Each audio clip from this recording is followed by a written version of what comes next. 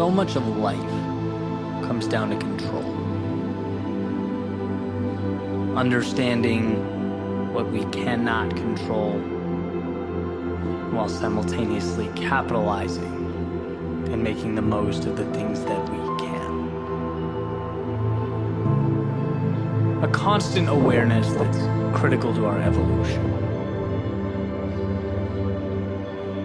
Epictetus wrote, "We must be at once cautious and courageous. Courageous in what does not depend upon choice, and cautious in what does." And this idea has been shared many, many times in many ways over the centuries. Another of which a lot of folks have heard is the serenity prayer, right? God, grant me the serenity to accept the things I cannot change, the courage to change the things I can, and the wisdom to know the difference. But regardless of how it's said and who it's said to, the point is the same. There are things we cannot control that we must find a way to stop exerting ourselves, stop exhausting our energy on.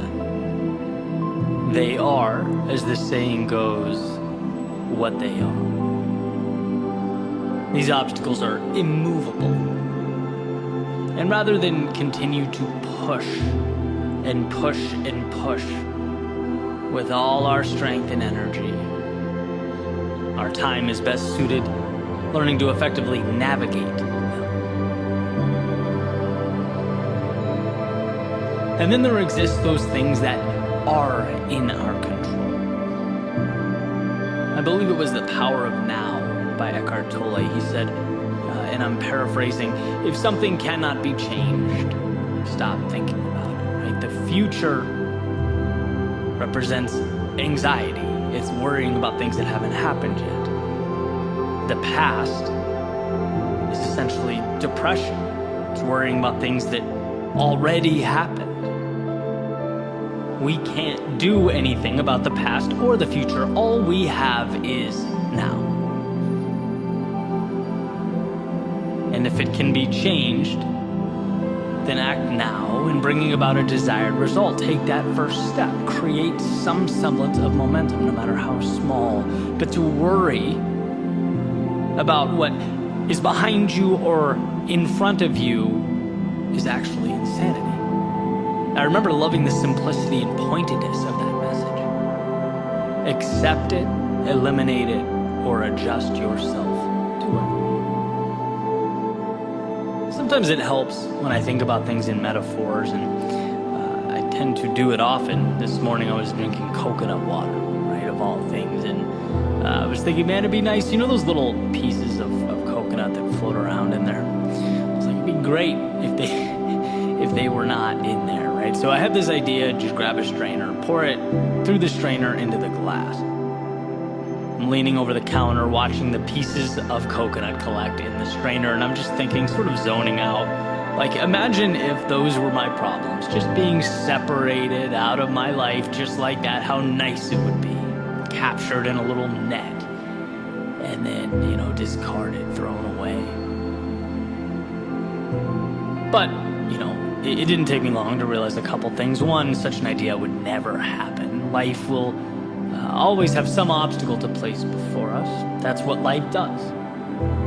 After all, the word is predicated upon the avoidance of death. It's a struggle and a necessary.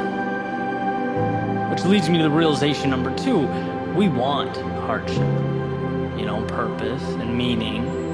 They're derived from our willingness to overcome adversity and transform because of it. A life without struggle is a car without wheels. And sure, you might avoid the fender benders, but you're not leaving the garage. Right? So that's a thumbs down. So I thought, okay, well, what if I slightly adjust that thinking? What if it's a subset of problems that I can remove? That's when it kind of hit me, the opportunity at hand, right? Not the so-called problems, but my thoughts about them. They're the real difference maker here.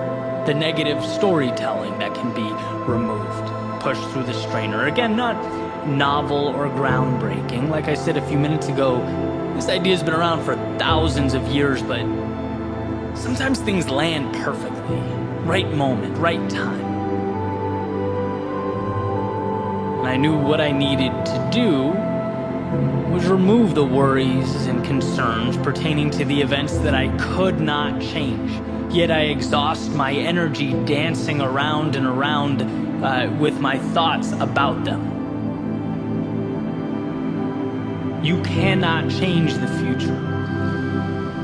You can change right now, which ultimately becomes the future. And there's a difference. I had to, pull that back in. See, I think most of our problems are derived from anger or emotional attachment to the immovable, the unchangeable. One of my favorite sayings is, you can't change the direction of the wind, but you can always adjust your sails. And see, when you remove the self-tormenting you have going on about your past, things you wish you did or didn't do, when you remove the concern that the future won't be exactly what you want it to be, which tends to be where I lean of the two, you're left with one thing: the present, right? Clarity.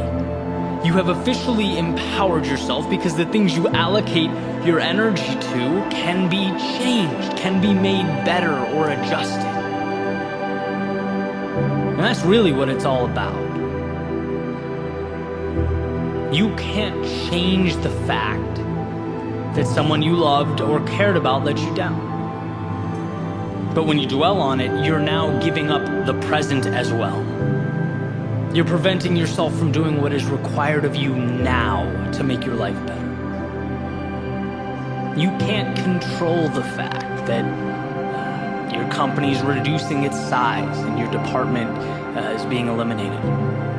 Can't control the fact that 8% get accepted to whatever you're applying to. Can't control the fact that you will be criticized for doing the unpopular thing, the thing that you believe to be right. And I say these things not to be a downer. I actually don't think there's anything sad about this. To the contrary.